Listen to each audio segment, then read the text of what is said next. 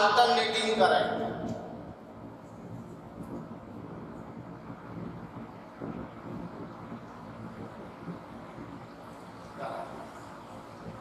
ये नया चैप्टर है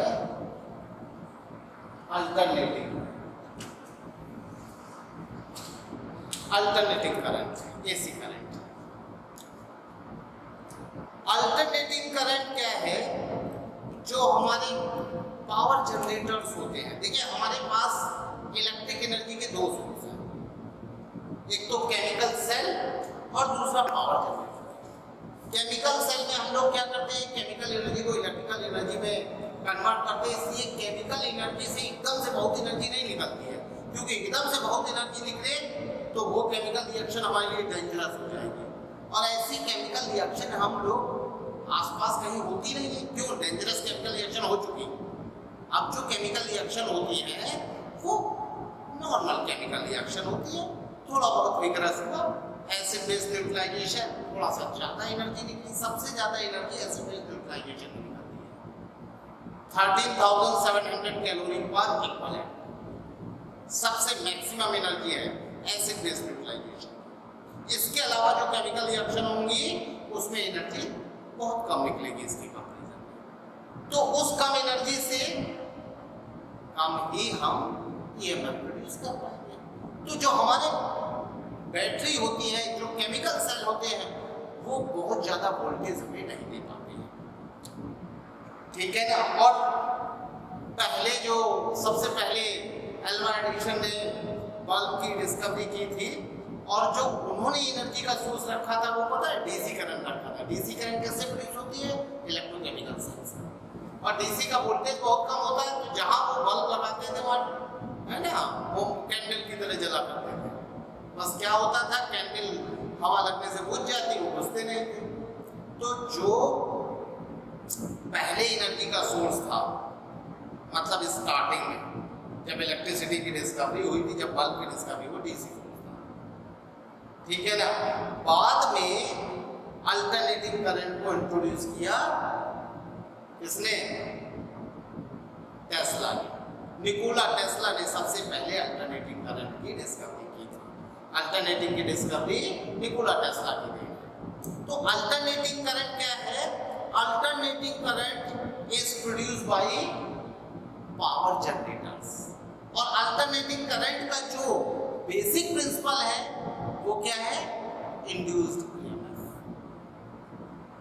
अब इंड्यूस्ड ईएमएफ प्रोड्यूस करने के हमारे पास तीन तरीके हैं। कौन कौन सा तरीका? पहले तो हम फ्लक्स को चेंज करें, किससे? बी से, फिर एरिया से, फिर एंगल से। पहले बी से चेंज करें, अगर बी वेरिएबल हो गया, फंक्शन ऑफ टाइम हो गया, then it produce induced EMF by induced electric field. Flux change अभी हम लोगों ने पढ़ा था, फ्लक्स चेंज। दूसरा बेटा तरीका क्या है? ये है change in area. Area is a function of time. तब भी यहां से इंड्यूस्ड ईएमएफ जो प्रोड्यूस होगा, इंड्यूस्ड ईएमएफ, इसका सोर्स क्या होगा, इसका कॉज क्या होगा? Induced electric field. अभी हम लोग बात कर रहे थे induced electric field. Electric field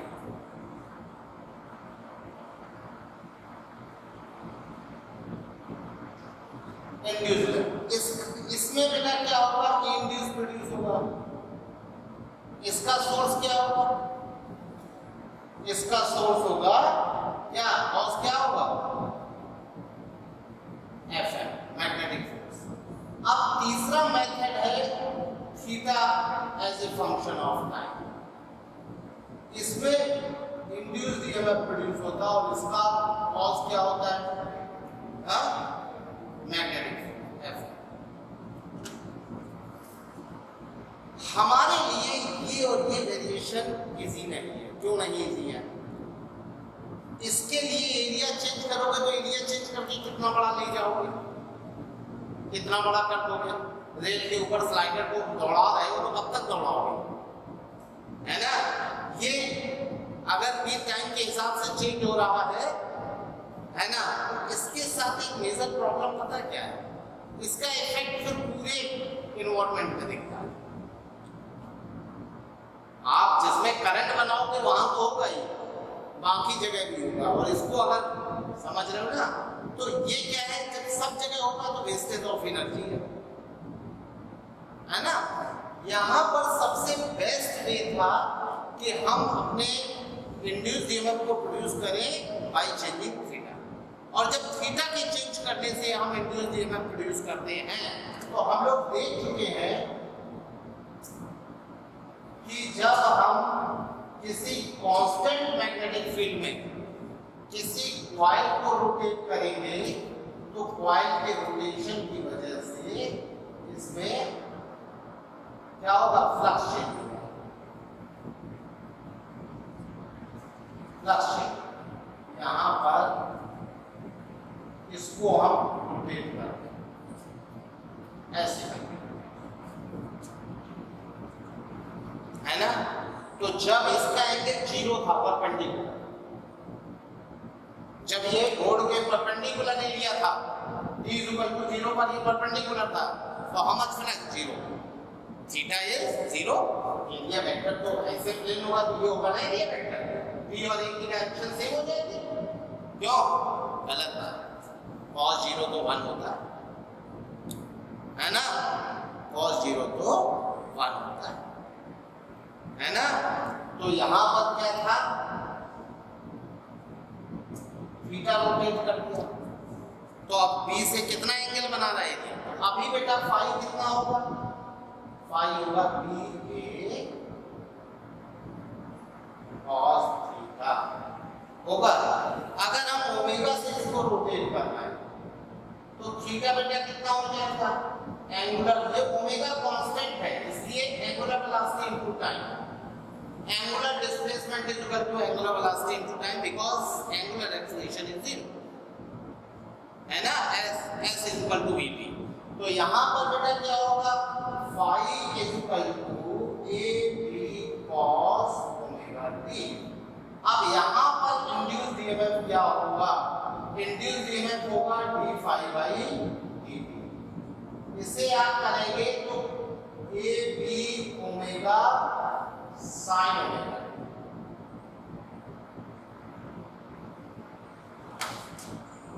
बताइए, यहां पर जो इंड्यूस्ड ईएमएफ प्रोड्यूस हो रहा है, वो हमारा इंड्यूस्ड ईएमएफ किसका फंक्शन है, A B omega sine omega T.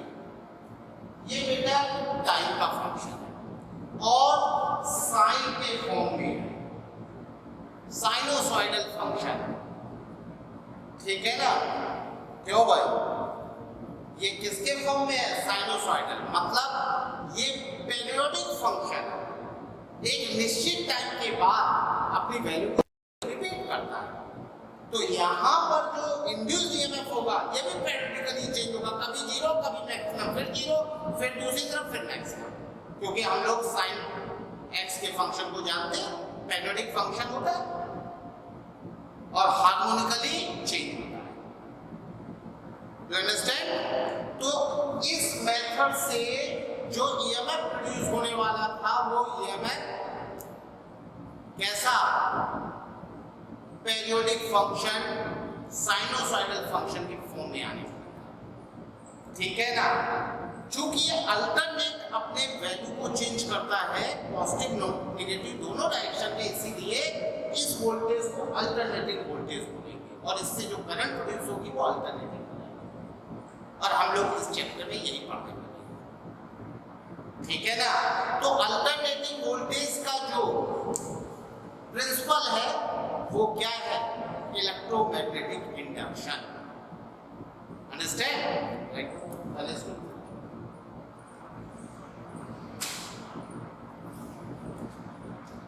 जल्दी से लिखिए फटाफट।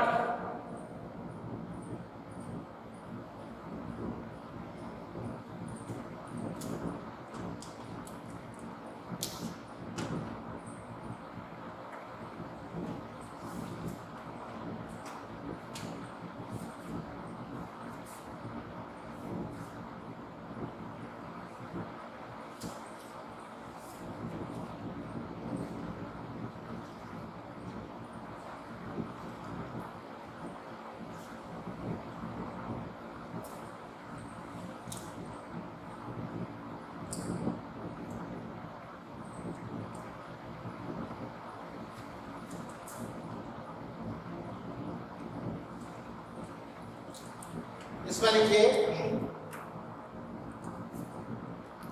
there are mainly two electric sources.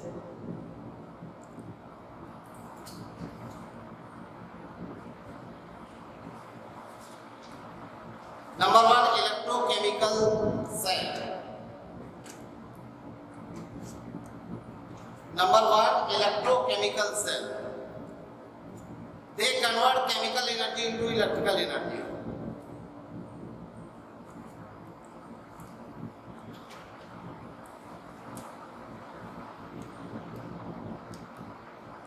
Number two, power generator. Power generator.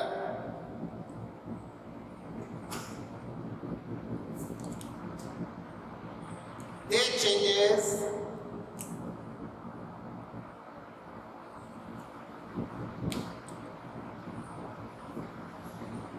number of different energies into electrical energy. They change number of different energy into electrical energy. Like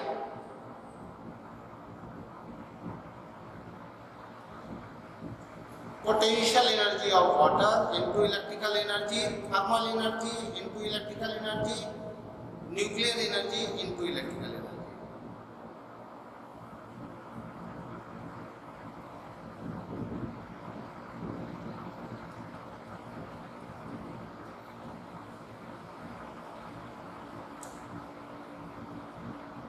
The basic principle of power generator is electromagnetic induction.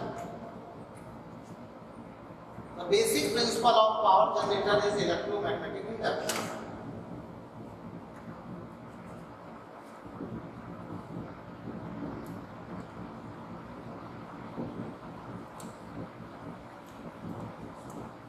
And device which is used in power generator is magnetic dynamo.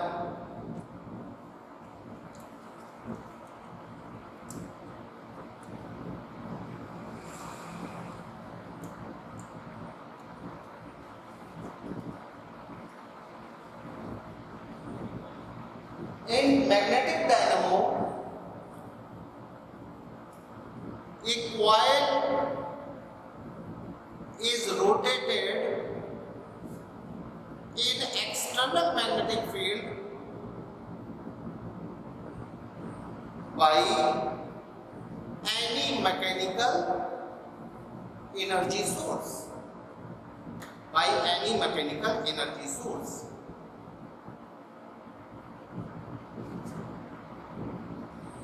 क्यों भाई? इस coil को rotate करने में ही तो energy लग रही है। चाहे आप थर्मल एनर्जी से रोटेट कर दो, चाहे हाइड्रोलिक एनर्जी से रोटेट करो, चाहे आप स्टीम एनर्जी से रोटेट, चाहे किससे रोटेट करो, ठीक है ना? उसके बाद आप ये डिस्कशन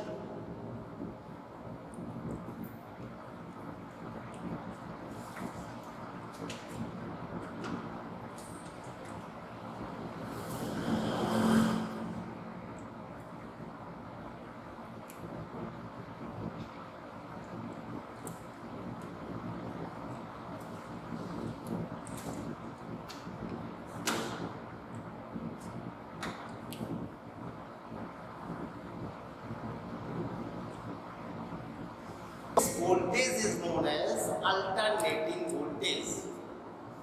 इस वोल्टेज को हम क्या बोलेंगे? Alternating voltage. V is equal to V naught sin omega t। जहां पर ये V है, V naught maximum value sin omega. क्यों भाई? है ना? V naught क्या है? V naught है मैक्सिमम वोल्टेज, मैक्सिमम या पीक वैल्यू ऑफ वोल्टेज, जो आप कहना चाहें, मैक्सिमम वोल्टेज या पीक वैल्यू ऑफ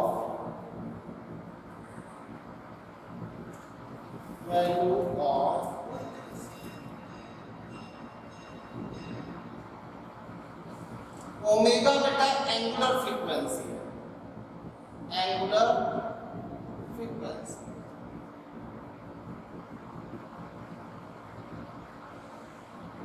ओमेगा क्या होता है? 2 pi F is equal to omega. F क्या है? Linear frequency. एफ क्या है? Linear frequency.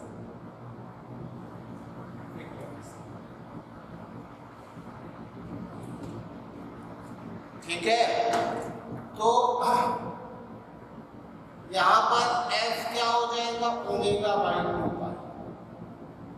और बेटा 1/f is equal to T होता है, टाइम पीरियड 2 पाई बाई 2, ये होगा टाइम। अब ये टाइम पीरियड क्या चीज है? टाइम पीरियड देखिए वो टाइम है जिसके बाद वोल्टेज अपनी वैल्यूज को फिर से रिपीट करेगा। अगर आप इसका फंक्शन जानते हैं तो ये देखिए यहाँ पर टाइम है और ये वोल्टेज है। आप यहाँ पर देखिए कि 0 टाइम पर वोल्टेज 0 है, और जैसे जैसे इसको आप ऐसे लिख सकते हैं V0 साइन, इसको t के टर्म में हम लिखना चाहते हैं। t के टर्म में कैसे लिखेंगे? 2 पाई f। कैसे लिखेंगे बोलो? 2 pi by t into t। Omega की जगह रख देंगे, क्यों भाई? 2 पाई बाई 2। तो अभी देखिए जब 0 टाइम है तो वोल्टेज 0 है, और ये मैक्सिमम कब होगा? मैक्सिमम किस टाइम पर होगा? जब ये चीज पूरी 1 होगी। साइन 1 का 1 मतलब ये चीज कितनी होगी? Pi by 2। तो पाई बाई 2 से अगर आप निकालेंगे तो यहाँ पर आपको t/4 मिलने वाला है। रख के देख लीजिए, ठीक है ना? 2 pi by t into t is equal to कितना होगा? पाई बाई 2 मैक्सिमम के लिए। पाई से पाई कैंसिल हो गया, t कितना होगा? t/4। तो t/4 टाइम में आपको मैक्सिमम वोल्टेज मिलेगा। कितना मिलेगा? V0। उसके बाद t/2 टाइम में 0, फिर 3t/4 टाइम में -V0, और फिर से और t टाइम में फिर 0। फिर इसके बाद वो वैल्यू अपनी रिपीट करने लगी। तो आपका जनरेटर सोर्स जितने टाइम के बाद वोल्टेज की वैल्यूज को रिपीट करता वो टाइम पीरियड, ठीक है ना? अगर इसका रेजिस्टेंस R होगा तो यहां पर करंट भी साइन फंक्शन के फॉर्म में। अगर हमारे R क्या है? रेजिस्टेंस है,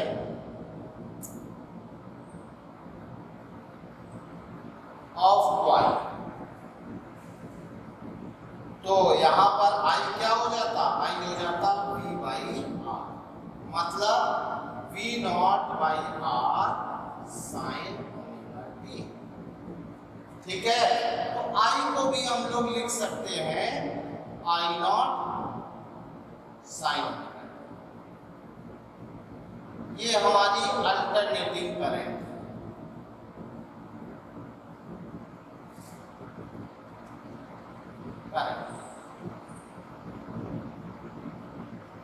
और ये अल्टरनेटिंग वोल्टेज। बात समझ में आई? अल्टरनेटिंग करंट बेटा क्यों है? क्योंकि ये अल्टरनेट पॉजिटिव नेगेटिव है। हाफ साइकिल में पॉजिटिव, हाफ साइकिल में नेगेटिव, फिर पॉजिटिव फिर नेगेटिव। इस अल्टरनेटिंग करंट की दो बातें आपको ध्यान रखनी है, आधे साइकिल में पॉजिटिव, आधे में नेगेटिव, और हर टाइम पीरियड के बाद फिर से अपनी वैल्यू रिपीट। तो इसके साथ तो बड़ा वेरिएशन है। इसी अल्टरनेटिंग करंट की इसी गड़बड़ी की वजह से डायनामो से जो जनरेट इलेक्ट्रिसिटी थी उसको हम डेली यूज में नहीं ले पाते। ठीक है ना? क्यों? क्योंकि ये फ्लक्चुएट भी कर रही थी और डायरेक्शन भी चेंज कर रही थी। There are two problems. Continuously fluctuate कर रही है, 0 से मैक्सिमम, मैक्सिमम से 0, और डायरेक्शन भी चेंज कर रही है। ठीक है ना? तो अब हम लोग कल देखेंगे कि इसमें किस तरह से हम इसे अपने यूज में लेते हैं और कैसे निकोला टेस्ला ने इस पे बहुत मेहनत करके हम लोग के यूज के लिए इसको बनाया। ठीक है, ठीक।